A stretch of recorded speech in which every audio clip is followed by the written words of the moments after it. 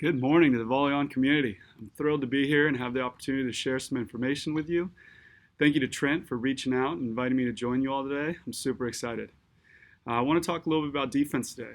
I think it's one of the most challenging skills, especially as you get older and you continue to play at a higher level. First and foremost, patient defenders are going to be successful defenders. So be patient with your technique, be patient with your learning, patient in practice, learn how to move efficiently, and your defensive radius will exponentially increase. And you'll start seeing a lot more balls that are gettable that you think you can get on defense. We often see defenders extremely loaded on defense, meaning they're very flat-footed, very heavy. Their reaction to the ball is a little bit delayed. Their weight is backwards, ready to dig an extremely hard-driven ball, but there's not much range of motion in that position. So the other common thing we see on defense is cheating, right? Players just start guessing. They get frustrated. They think that their player's hitting high lines, so they just take off, and then an easy cut shot beats them, or an easy touch off the block, something gets them, right? So we want to try to develop some type of defense positioning that eliminates both those scenarios. So we at our program have kind of coined the term just reading, right? So we like to read on defense. Now, reading and cheating look very similar. However, the mental capacity to trust your read and your process of reading, it's a very rhythmic thing. That takes quite a bit of practice. Now, it also involves trust. We want to be able to trust our partner to take their portion of the court so that we can take ours, right? Oftentimes people cheat because maybe they think the blocker's not going to reach the high line or slow it down or change the height of the net enough. That would then give me more time to run down a high line, so I take off early. Right, so guessing can be a little bit of a shortcut method, and reading is taking in all of your inputs from your opponents and your teammate, and then making the best decision for what allows you to take your responsibility and increase your radius at the same time. The first series of clips I want to share with you will show players effectively executing what we call a defensive prep step. This is the cornerstone of our defense. When we simplify the skills down to the foundational blocks of our defensive pyramid, an effectively timed prep step is a common skill across all of our pairs. As you can see here, both players properly time their prep step so they are light on their feet, right as the attacker is contacting the ball, allowing them the largest range of motion possible.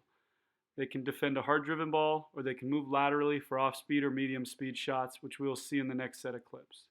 Although these two players play at different pairs, the timing of their moves is identical and leads to very effective digs in transition. So hopefully you saw how important timing is, right? Timing is paramount when performing proper defensive moves. Using a prep step gives you really strong posture. It gives you the ability to be explosive in all directions, and you'll have really light feet when you're doing that, right? It's similar to what you might see a tennis player do before serve. They pop up a little bit, right? They bounce on their toes, and then they're ready to explode side to side to defend a serve that's coming at them 130 to 140 miles per hour, right? So once players on the beach have correctly calibrated their prep step, you'll see the same thing. Their ability to move laterally, side to side, it dramatically increases. So here you'll see a series of clips of the same players using the same prep step and then continuing their defensive move into a progression that we call a positive-positive. Now all that means is that they've positively read the body line approach of the hitter, meaning they've read where the hitter's facing, right? They're starting in a middle hold, and then they're going to prep step into the direction that hitter is facing with their body. And then once the ball is contacted, they continue in the same positive direction to play the ball. So we've kind of coined the term positive-positive. And it's been a really simple system for the players to learn, right? And it all depends on paying close attention to when all that movement starts, when the players then pause and prep, and then finally when they finish their move, right? So pay attention to both sides of the net, defender and what's happening on the offensive side. As you can see here, we use this defensive strategy when our defenders start in what is known as a middle hold position, meaning the ball is served and the player moves into the middle of the court as the ball is being dug or passed by their opponent. As you can see, both players make a positive-positive progression and are able to dig a very well-hit, sharp angle cut shot. It may be difficult to differentiate between reading, what we see in the clips, and cheating, which you might be guilty of. But don't be too hard on yourself. We're all guilty of it at some point.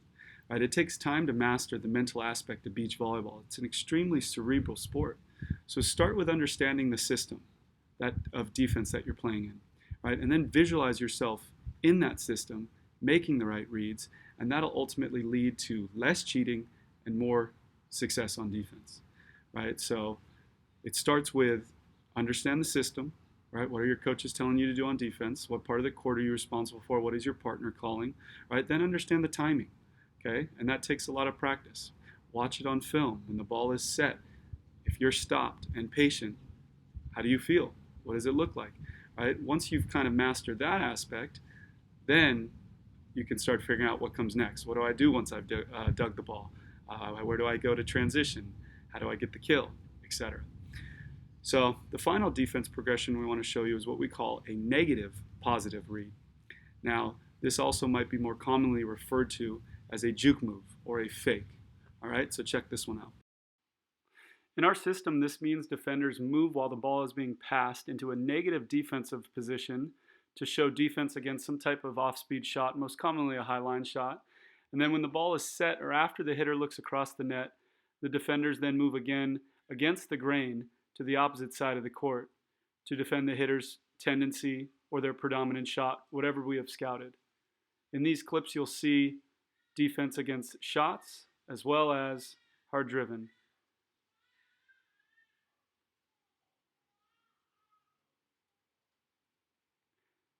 In this final clip, you will see two moves, one going for the high line and another going for the power angle. None of the progression moves are possible without understanding the initial prep step timing, right? These players make it look effortless because they have put hours of work both live in practice and studying timing on film to fully understand our system.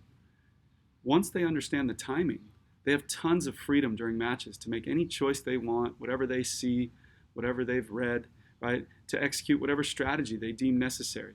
They're playing a chess match with their opponents, and we as coaches fully trust that they're going to make the right choices based on their reads, right? So instead of controlling them like robots, we're trying to, with this defensive system, allow them to pick their spots correctly.